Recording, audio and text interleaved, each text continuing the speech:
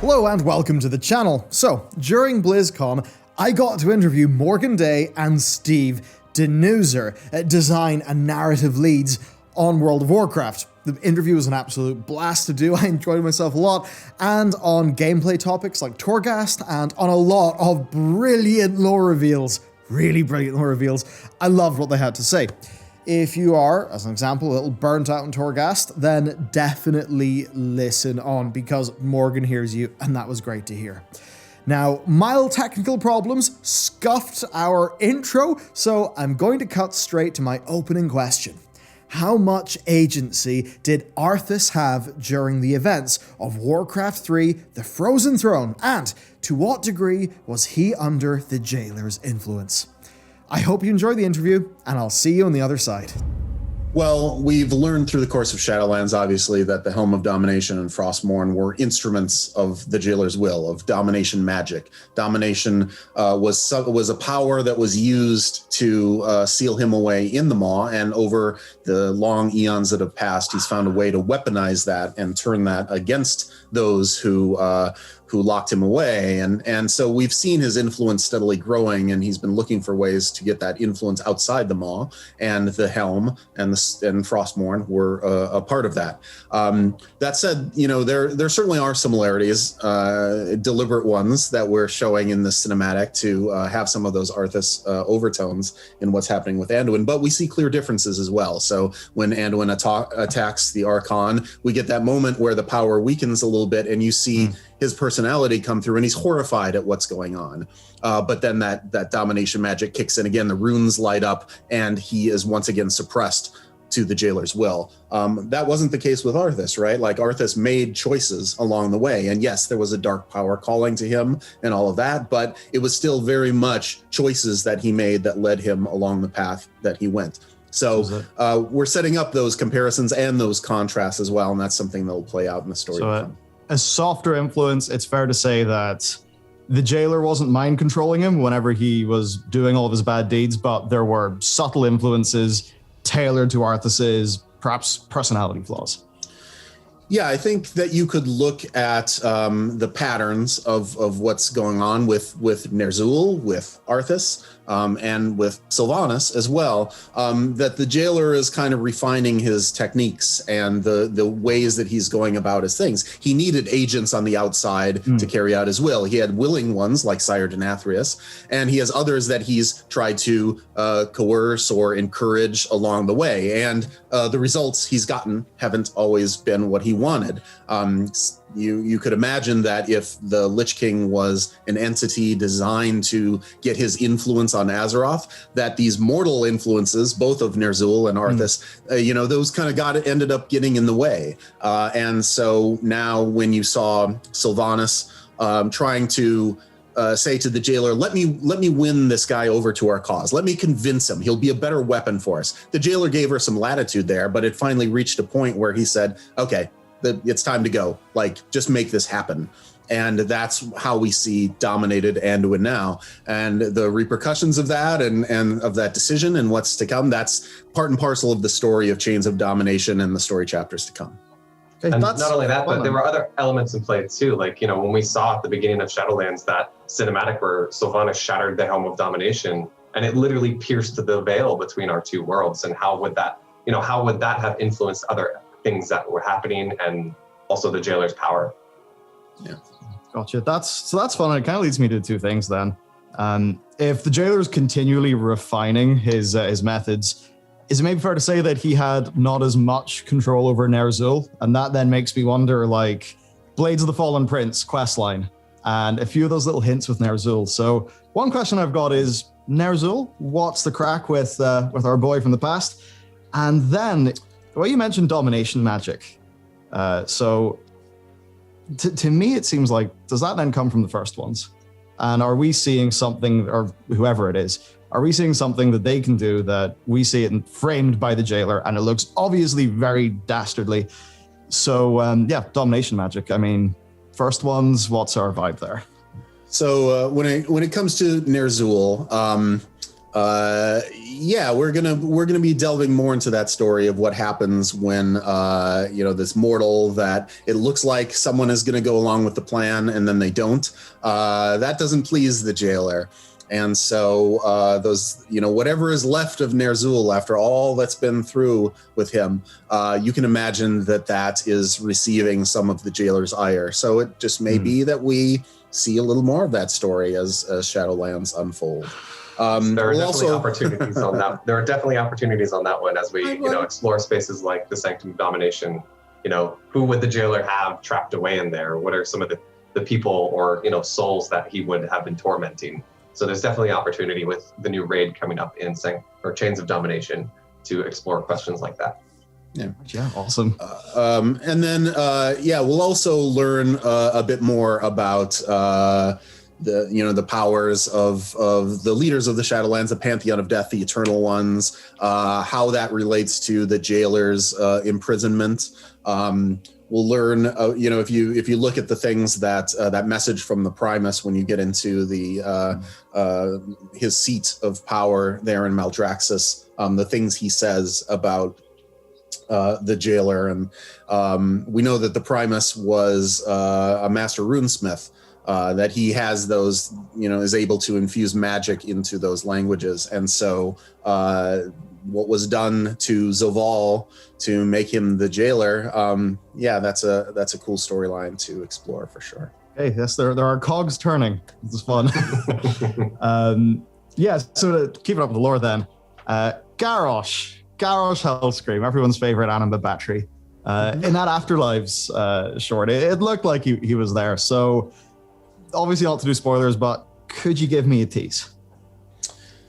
Well, it was cool when we were talking about what characters to feature in those Afterlife cinematics and what story we wanted to tell. Obviously, part of the function of those cinematics is to explain what these, the reasons we called the series Afterlives was like, hey, let's talk about what these realms are about. And so through Uther's story, we got to learn what Bastion did and what its function was. And so when it came to Revendreth, we talked about, what kind of character would embody this sort of soul that would be sent there, that was filled with pride, but that still had some quality in it that didn't deserve the maw, but like maybe this person could be turned around. And that was really like Garrosh's story, right? Was like, he had this path before him, and circumstances and choices that other people made and all those things kind of led him to go down a certain way, but you could have seen perhaps a different route for him to take. And so he became a really great embodiment there. And obviously he wasn't part of that initial core Shadowlands storyline for the 9.0 stuff. But now as we go into Chains of Domination, we have a chance to explore some more of those other stories and seeing. So, we feel like Garrosh had a really great arc, and that he had a really, culminating moments in Warlords of Draenor. So we don't want to retell a huge story with him, but I think it's safe to say that we will get some, some payoff for his appearance in the Afterlives trailer, and I think that you'll see some fitting events that will transpire, but I don't want to go into spoiler territory. Yeah. It is awesome. It is cool though to talk about, Revendreth and the different afterlives and what makes them unique. Like Revendreth, as Steve mentioned, it's unique in that it isn't potentially people's final resting place. It's more about the rehabilitation and can these souls be saved, or do they need to be whisked off to the maw? And similar to Ardenweald, it's more about that cycle of life and death and rebirth. So that's one of the fun elements of Revendreth that is also good to keep in mind. Yeah, as you mentioned, Garrosh is a battery. He's a source of great power because of that big life he led. So that's a fun story to tell. Cool. To keep it on the lore just for a little bit more. Okay, so a little bit of Titan stuff. Do you think the first ones and the Titans ever met? Like, were they roaming the galaxy in the same time frame? And the other part of that is, it's probably a bit for the future, but Azeroth, is she the Titan of anything in your mind? I think that might be a big reveal for the future, though. Well, the great thing about Shadowlands is that it's really served as a springboard for us to delve into that more cosmic side of the Warcraft universe, and that cosmology chart that we had planted in the very first Chronicle volume. This is our first chance to really go to to see that personified, to see one part of it as a place. And just to plug, we've got a book coming out called The Grimoire of the Shadowlands that's written from the point of view of a broker. And one of the chapters in there discusses a different point of view on the cosmology of the universe and what it means and so forth. And that's a really fun chapter with some overtones there. So I don't want to spoil the thing there, but we're planting a lot of mysteries of the first ones. There were a lot of mentions here and there in Oribos. We've discovered a few things along the way. We've found these artifacts that react to us for reasons that, we have yet to uncover. But clearly they were these mysterious and very powerful beings that kind of architected the framework of the universe, of which the Titans, the Pantheon of Death, pantheons of all these different influences are kind of like the next layer down from those first ones, those progenitors of the universe. So it's what we're doing is really laying the groundwork for stories that will pay off perhaps even years down the road, but we will learn a lot more as we're going through the rest of Shadowlands. And there's a lot to talk about after in what comes after the Chains of Domination update. Dude, I need to get that book ASAP. It's going to be very, very fun to read. It's very fun. Final lore thing. We've enjoyed what's going on a bit with Yrel, and there's a mystery there. There's the light. There's interesting opinions about Turalian from the various faction people. So what do you think Yrel's up to these days? Well, so one of the things that we've tried to do with, with that Magar orc storyline, where we got to see, if you, instead of being in the past of Draenor, we got to see like more of the timeline parallel with us on Azeroth, and you see that conflict didn't just go away between Yrel and her forces and of Grommash and his Orcish forces. So clearly, I think there's some more story to tell there. Legion gave us some great opportunities to delve into the light more with Zira and her interactions with Illidan and Turalian's point of view on that, Velen's point of view. I think Velen learned a lot about the light and and at one point he may have been blindly devoted to that. And I think he's gotten some different perspectives there.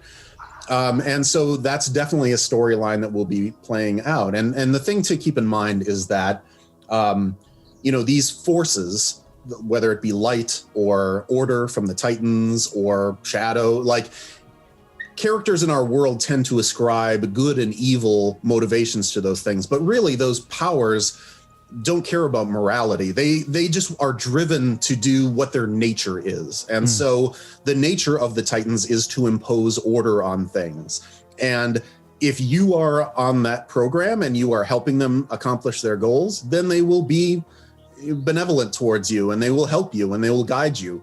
But perhaps we'll learn what happens if you don't. If you aren't someone who agrees with their agendas. The same could be said of the light. What happens when Illidan didn't want to go along with Zira's plan? Well, sparkles rain down from the sky because of that. So that's definitely a storyline that will be showing forward. And, even in, for example, Visions of N'Zoth, when you think about the things N'Zoth was saying, he wasn't like, serve my evil will. He was like, I can make you stronger. I can help you. There's a bunch of bad stuff out there. You should be joining me and letting me help you do these things. So, and, you could say, was he lying to me? Well, part of it probably was, but there's truth in that too. Again, these things exist beyond the morality that we as mortals think about. And so as that kind of more cosmic storyline unfolds, I think that those moral questions and mortal points of view versus the point of view of these cosmic ancient powers, that's definitely going to be something we'll explore. Awesome. I think, unbelievably hype. That would be, I think that would do incredibly. Okay, I guess time for the fastest, most awesome 10 minutes of gameplay discussion that we've ever done. So, right, let's roll. The progression structure of Torghast, where we've got our, our wings that we do and then twisting corridors. Can we see a change to that progression structure and some of the framing? Like for a personal anecdote, I love the idea of twisting corridors. I really want to dive into that big roguelite experience. But if I've already done my other wings for the Soul Ash, maybe I'm feeling like, I don't have as much fuel in my Torghast tank left. So what are your thoughts there? Absolutely. We have been, Torghast very early on from Shadowlands, alpha and beta was something that we knew we wanted to engage the community as much as possible. We wanted to get it into their hands. We've made major changes to it, as you've seen through the course of its development from, originally it was going to require a key to get into. That was really, something that we were experimenting with in Visions or Horrific Visions. Heard a lot of feedback around that, around timers, around things of that nature that we made major changes based on that feedback. What you're mentioning is something that we also feel like is for sure an area of focus for us. I think a couple weeks post Shadowlands launch, we got a lot of feedback about, Torghast is really hard and it takes a long time to get through. Like when layer 8 opened up, for instance, people were really struggling with that and failing and then getting literally nothing. You die a couple times, the Terrorgru shows up, escorts you out, and you have nothing to show for it. And that was something that we felt like we really wanted to take another crack at that with the Chains of Domination update. So no specifics, but like you mentioned, lots of inspiration from other titles. And if you think about other roguelite or like games, when you might get through halfway through a run and you fail, often there's some element of progression that you're unlocking. Maybe there's some new options that you opened or currency that you're earning to help you unlock more meta powers that will help you progress through the feature itself. So that's something that we really want to look at and make sure that, if failure is something that we expect, something that we might say like, okay, maybe you didn't get the best powers this run, take another crack at it, that you don't leave there completely empty-handed, that you feel like you earned something and were working towards your goal and making incremental progress there. Whereas for, Shadowlands launch, what we ended up having to do was basically just nerf everything, right? We really tuned it down because that when you felt like you were failing, there was just nothing for you there from that partial progression. So we want to take another look at that and really focus on that aspect of feedback. Awesome. Yeah, I think the potential's just completely immense with that stuff. So that's really exciting. For another one, so our narrative, our covenants, we're uniting, we're banding together, given everything that's going on. We've also, from a player power perspective, we're getting the enhanced soul binds, or the enhanced conduits, I think. There's ability balance passes happening. So with all of that and that sort of narrative framing of covenants uniting, could we expect to see changes, maybe less friction in covenant swapping, or just are there any more sort of developed thoughts on how that's playing out? Absolutely. So with the Chains of Domination, like you mentioned, our main focus there is taking the framework that we had built and continuing to expand upon that. So the primary thing that we'll be adding, we're going to continue with the renown and introducing multiple renown every week, earning that through different elements of gameplay.